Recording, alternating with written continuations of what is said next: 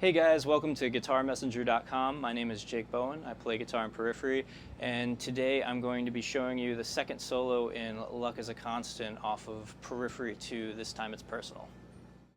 So with this solo, I wanted to do something that was slightly shreddy and a little bit jazzy, a little bit flamboyant, and it goes back and forth between two licks at a time.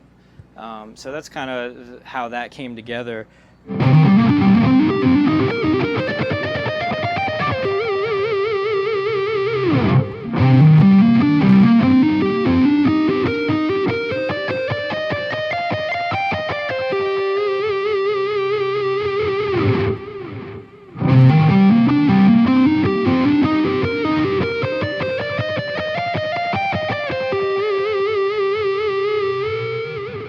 It's going in between a selective picking technique straight into full alternate picking when you get to the higher strings. So it has this almost rolling effect in the beginning where it sounds like this. And you kind of just like roll your way to the top, and then that's when it starts getting a little bit shreddy, and you'll have to go into the alternate picking to make that happen and make the notes pop out.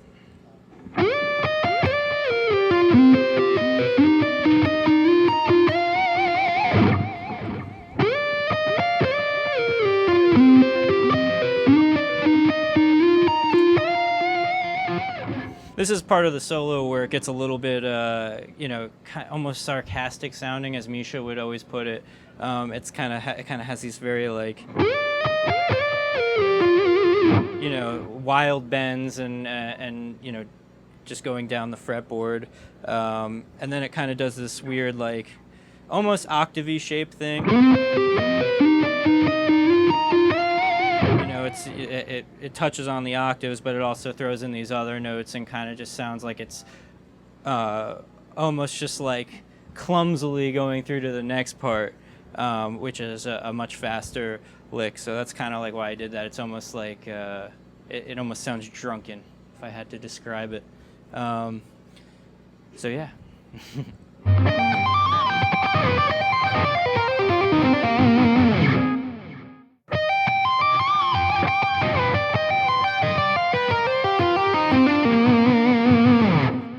So with that last lick that I just played, it's funny. I in the studio we had our good friend Nolly, and now bass player Periphery Nolly. He was playing some Per Nelson licks, and I wasn't familiar with who that was at the time, and I just thought like some of the way that dude phrases stuff was really cool. So I was kind of like trying my own hand at it. That's where I got the inspiration for this lick, because it's very like it's all tapping, but there's this weird bend in it that when you pull off with your finger, you're double tapping the same note, and it gives it like this weird. It's very quick how it happens, a very quick succession of notes. Then it goes into this tapping lick that's pretty simple. Once you get that technique down of tapping and then bending.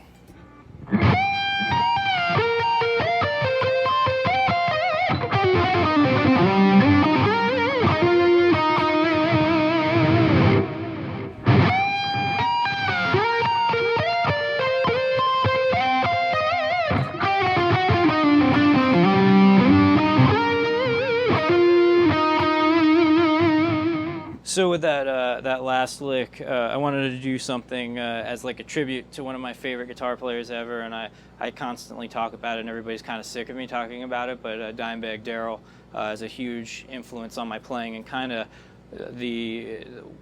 one of the main inspirations behind how just bendy and wild this solo can be.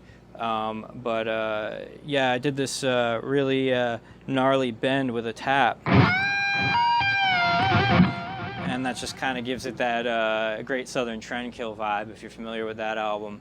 And I just thought it would be a fun little thing to add in there. And then it goes into these another just really playful set of notes that you wouldn't necessarily anticipate. I wanted it to be kind of like pretty then crazy, pretty then crazy, and that's kind of how I came into that, the very last part. And then this is the last crazy part, the little pull-off lick.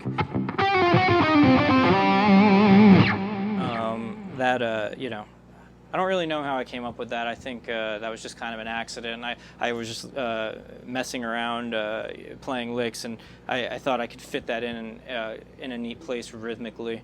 And then after that, it goes into the harmony, which I didn't play all of, but you kind of get the idea. It's just I wanted to do another huge, epic, kill switch, engagey harmony. And I guess when I was in the studio, it was like recording it, or writing it rather. I was kind of thinking, what would Adam D do?